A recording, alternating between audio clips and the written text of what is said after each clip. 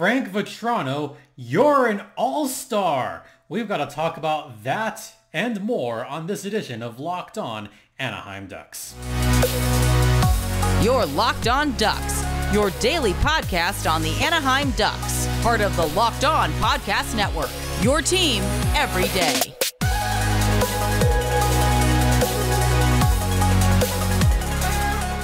Welcome to Locked On Anaheim Ducks, part of the Locked On Podcast Network. I'm your host, Jason JD Hernandez. I've been covering hockey for over a decade.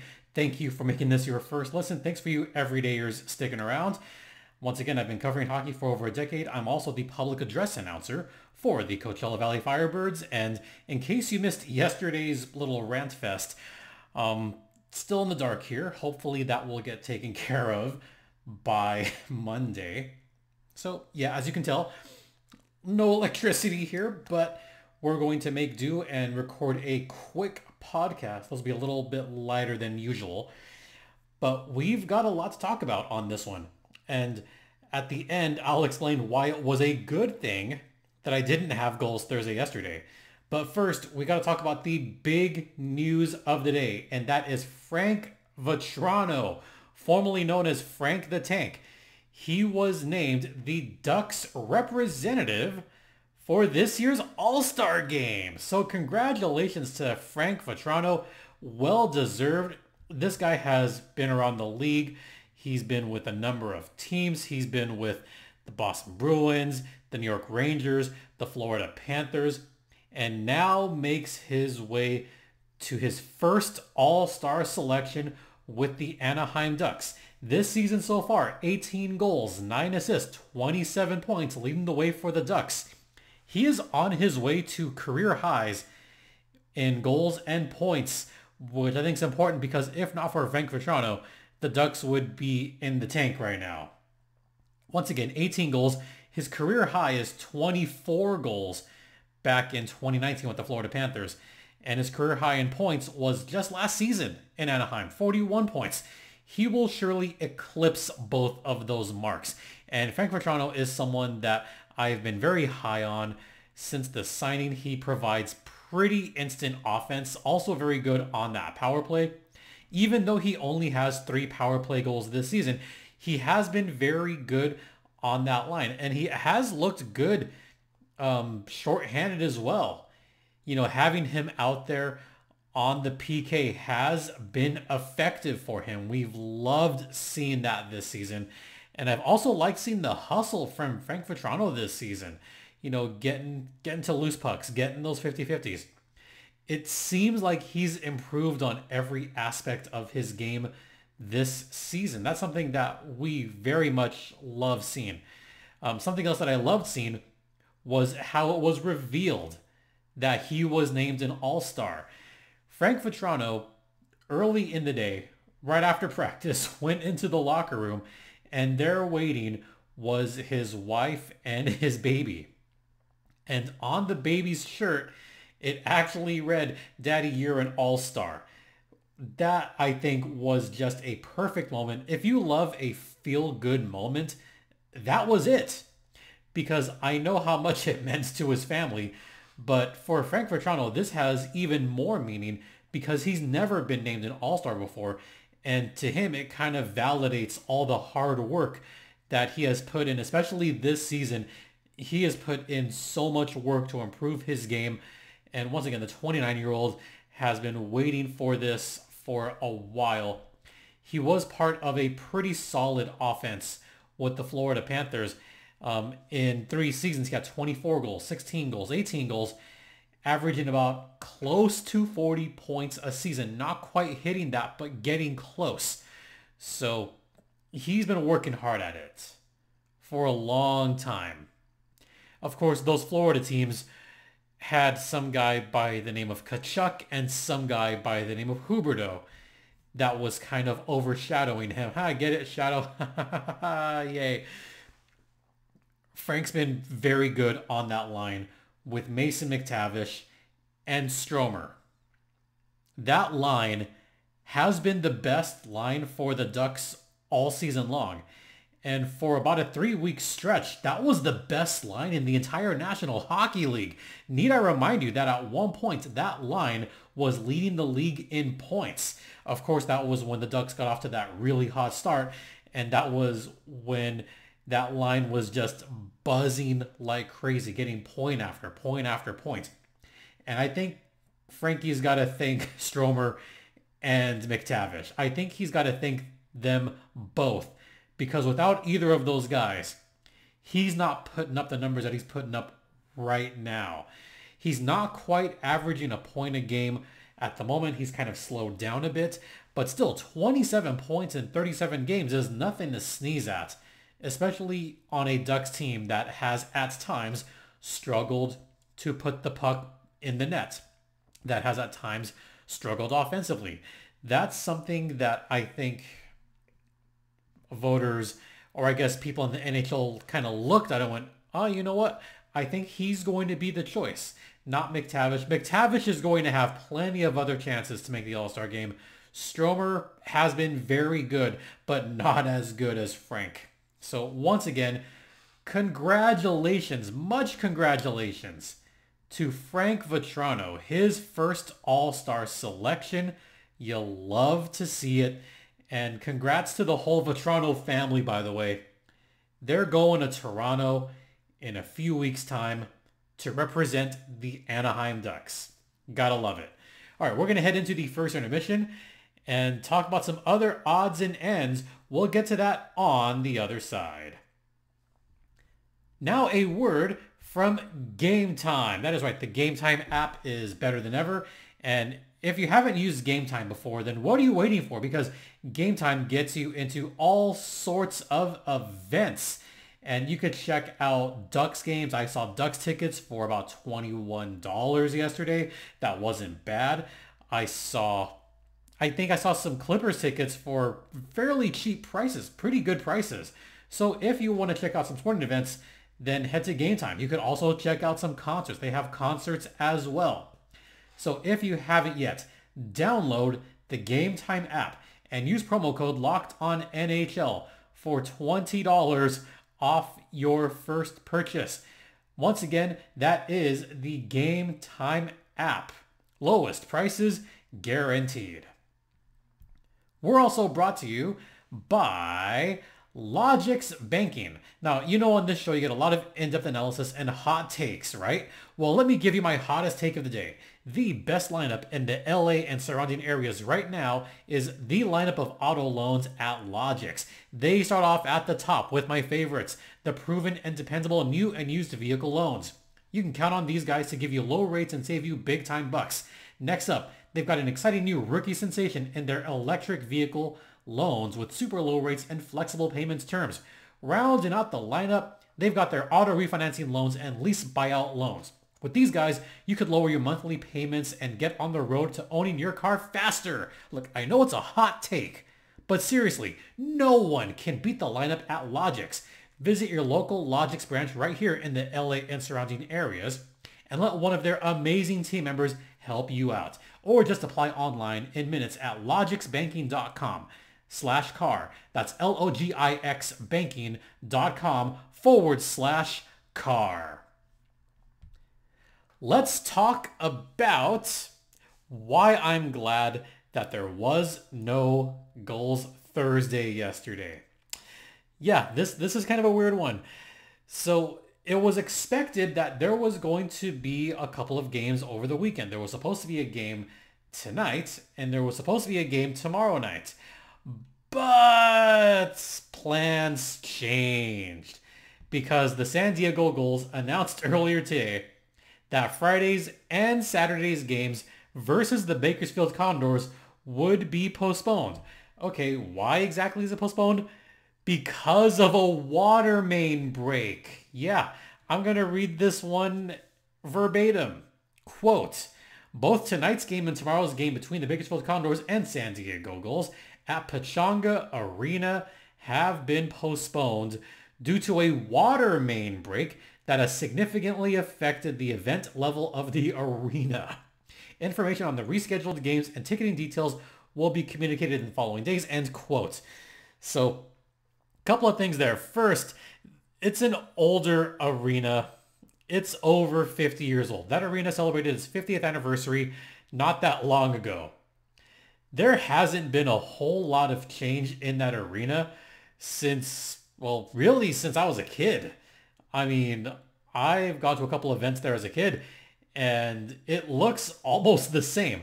As much as I still love that arena, I love that old barn, I love the fans there, but it's an old arena, and stuff like that was bound to happen. We've had delays happen in Coachella Valley because of a power outage. Yeah, the irony of me talking about power outages. There was a power outage in the city of Indio in October that actually canceled a preseason game in Coachella Valley. Ontario, they've had their fair share of ice problems. I've got to remind people of the post-Thanksgiving incident when the entire power grid went out at the arena and no one was around to check it Thanksgiving Day. So that actually postponed a number of games at Toyota Arena back then. And now you have this. You have 2 Gulls games postponed until further notice, and it also postponed the San Diego Sockers game. The Sockers were supposed to play a fairly important game against, I want to say, the Outlaws this Sunday. That game has been postponed as well.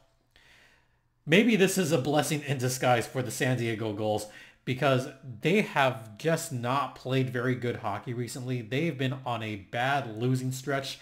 And to make matters worse, they've also not won any games against the Pacific Division, save for one opponent, and that is the Ontario Reign. They've got 3 wins in the Pacific Division, all against Ontario. Against the rest of the division, they've lost, I think, 13 games now. So maybe not playing these games right now against Bakersfield, we will call that the pause for a moment, reassess, reset everything. Because I don't know if I wanted to talk about those last couple of games that the Gulls played. They were not good games, especially that game against the Henderson Silver Knights where they lost 6-3. That was bad. And I even thought it, like, losing all these games, like, they need a hard reset. This is about as hard a reset as you can get. Now the coaching staff can just reassess things. They could have a full practice tomorrow. They can kind of just go over some things and what's working and what's not working, which is a lot. And allow guys to recover a little bit. Allow guys to just kind of get back into their heads and try to get back into the flow of things. I think that's what's going to serve them best right now. So once again, games are postponed. The next scheduled game, which I may or may not be going to, is Wednesday night. If that game happens, Wednesday night at San Diego, they would be taking on the Coachella Valley Firebirds. Coachella Valley is on a heater. They've got a couple of games this coming weekend against the Abbotsford Canucks, a team that they've done well against. Coachella Valley also has won their last couple of games against the Calgary Wranglers, top team in the Pacific. So that game, I would say advantage Firebirds all the way. But after that, then we've got some Central Division opponents again for the San Diego Gulls, a division that they've pretty much dominated this season. If you can believe that, if you can believe that I'm saying that the Gulls are dominating over the Central Division, you'd think I was crazy. But they've beaten Milwaukee. They've beaten Chicago soundly. They've beaten Rockford pretty soundly as well. And there's no reason to think that this reset can benefit them in taking down the Iowa Wild as well. But I'll talk more about that next week when we will have a Gulls Thursday. I guarantee it. So that's what's on tap for this podcast next week. All right, we're going to head into the second intermission. Stay locked in. Now a word from FanDuel. And look, it is the middle of the season. The All-Star break is coming up in both the NBA and the NHL, and the AHL for that matter. And also, we are coming down to the wire in the NFL. So if you haven't yet, visit FanDuel, America's #1 sports betting partner. look, they have all kinds of stuff. They have futures, they have player props, they have over-unders, they have same-game parlays, and so much more. So, if you haven't yet, check out FanDuel and make sure to get in on the game right now, because if you lose, win or lose, you get $150 back in bonus bets. I remembered, folks. $150 back in bonus bets with your first $5 bet. I remembered that. So once again, check out, I believe it is FanDuel.com. I want to say the code is locked on NHL. I'm not sure because, no power, no internet. But visit FanDuel.com right now and use promo code, I hope it's still locked on NHL. FanDuel is the official sports betting partner of the Locked On Podcast Network. And please, folks, gamble responsibly. My mistake, I looked at the little picture. It's actually FanDuel.com/locked on. So once again, FanDuel.com/locked on. Okay. Yeah, I made that mistake. But we're going to press on anyway and have a quick segment to round out this one. And what we've got to talk about here doesn't have anything to do with, one big note with the Ducks. This one I have to go over, and that is health. Troy Terry did skate this morning with an optional morning skate. Troy Terry was back skating. However, he will not be playing tonight because he is still on the injured reserve and he is not eligible to come back just yet. Also, Radko Gudas, he was out, but he's still a little bit ill, so he may not play. However, it was also reported by Derek Lee, so once again, hat tip to Derek Lee on this one from the Sporting Tribune. Greg Cronin, quote, Greg Cronin says he doesn't think Strome will play. Gudas will be a game time decision, ends quote. And once again, that is according to Derek Lee from the Sporting Tribune.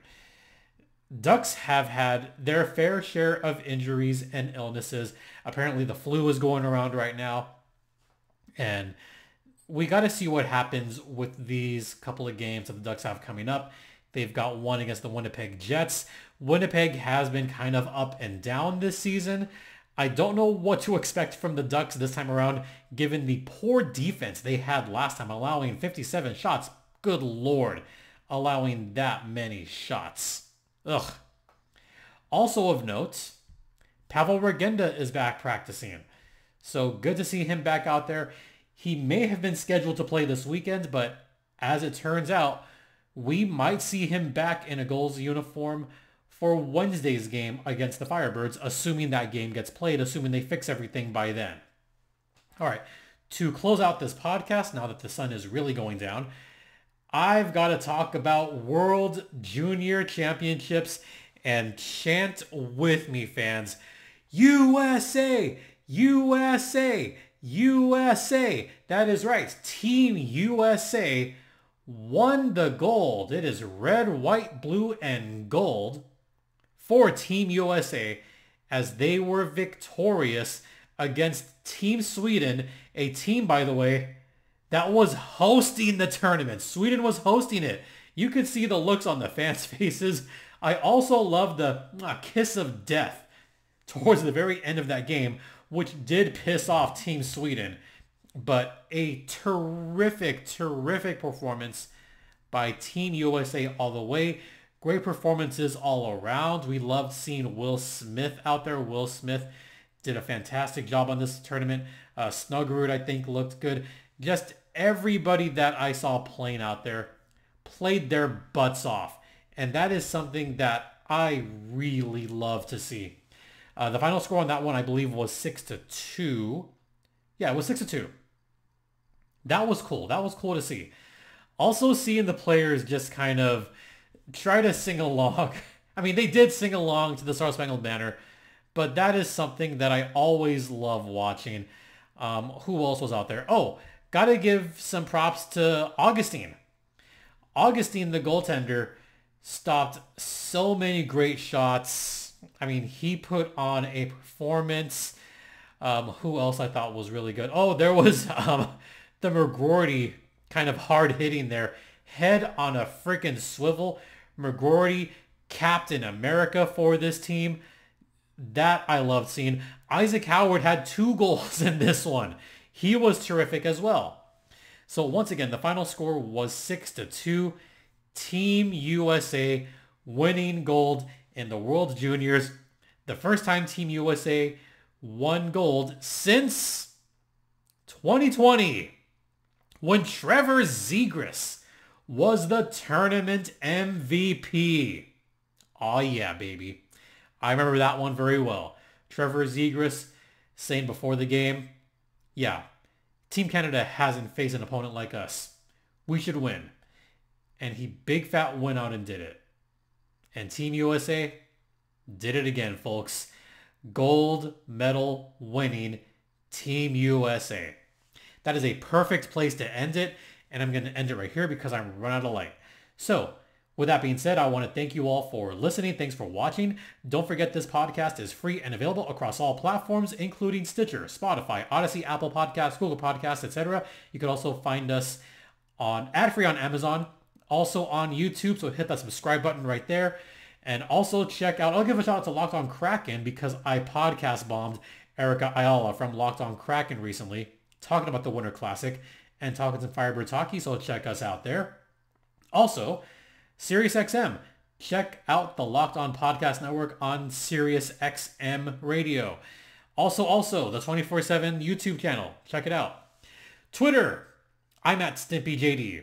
The show's Twitter is at LO_Ducks. Email address, lockedonanaheimducks@gmail.com. Once again, thank you all for your continued support. It is so greatly appreciated, and we will see you next week. For Locked On Anaheim Ducks, I'm Jason J.D. Hernandez saying have a great rest of the weekend. Please remember to be safe out there, especially with these earthquakes going on. Be kind to one another, and Ducks fly together.